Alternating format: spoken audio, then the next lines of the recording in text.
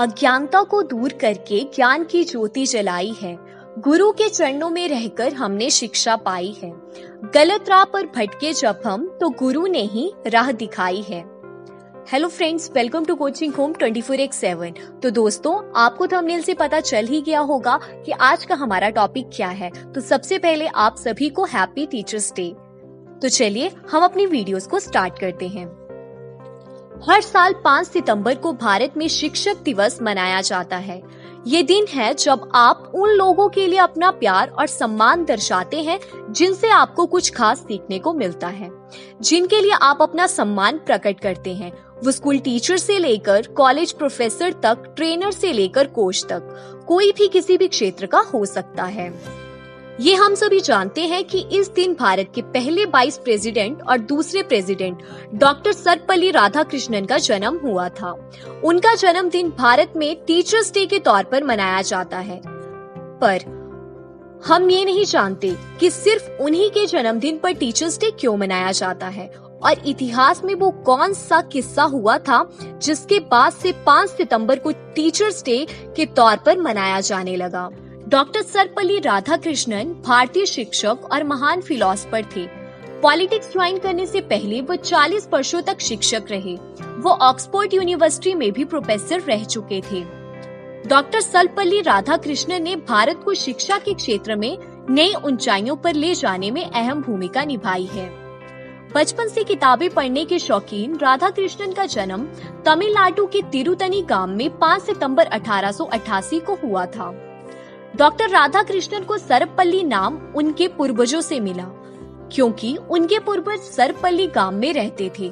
इसीलिए वह चाहते थे कि उनके नाम के साथ उनके गांव का नाम भी जुड़ा रहे। साधारण परिवार में जन्मे राधाकृष्णन का बचपन तिरुतनी और तिरुपति जैसे धार्मिक स्थलों पर बीता।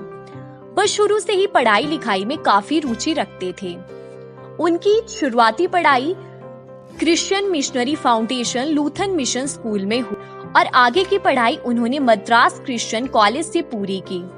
राधाकृष्णन को अपनी एकेडमिक लाइफ में कई स्कॉलरशिप से नवाजा गया और इन्हीं का इस्तेमाल करके इन्होंने फिलॉसफी में मास्टरी की डिग्री हासिल की। राधाकृष्णन ने फिलॉसफी के कोर्स खुद से नहीं चुना था। इस फील्ड में उनका कोई खास इंटरेस्ट था। हुआ ये कि उनके एक कजन ने हाल ही में सेम कॉलेज से फिलॉसफी में अपनी ग्रेजुएशन पूरी की थी और इन्होंने अपना कोर्स पूरा होने के बाद अपनी बुक राधाकृष्णन को दे दी थी। इन किताबों के मिलने पर ही उन्होंने तय करा कि वे अपनी आगे की पढ़ाई फिलॉसफी के क्षेत्र में ही करेंगे। उस समय मिशनरी इंस्टीट्यूशन में ज्यादातर क्रिश्चियन प्रोफेसर हुआ करते थे और वो अक्सर हिंदुइज्म को क्रिटिसाइज करते थे। राधाकृष्णन को यह बात बिल्कुल पसंद नहीं थी और वे अक्सर इंडियन फिलॉसफी और हिंदुइज्म को प्रोटेक्ट करते हुए नजर आ सकते थे, पर जिंदगी में कभी भी उन्होंने किसी और धर्म और इंस्टीट्यूशन को ठेस नहीं पहुंचाई। इसके अलावा डॉक्टर राधाकृष्णन की 16 की उम्र में सेवाकमू नाम की एक लड़की से शादी करवा दी गई थी।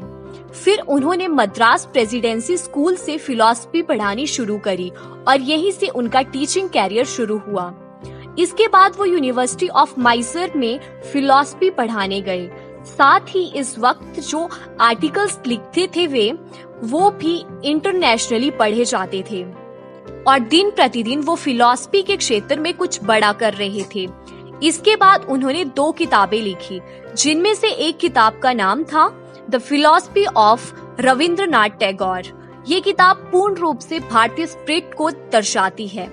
इसके अलावा उन्हें कई बार हार्वर्ड यूनिवर्सिटी और ऑक्सफोर्ड यूनिवर्सिटी ने गेस्ट लेक्चर देने के लिए भी इनवाइट करा था। डॉक्टर राधाकृष्णन ने पूरी दुनिया को एक विद्यालय के रूप में देखते थे।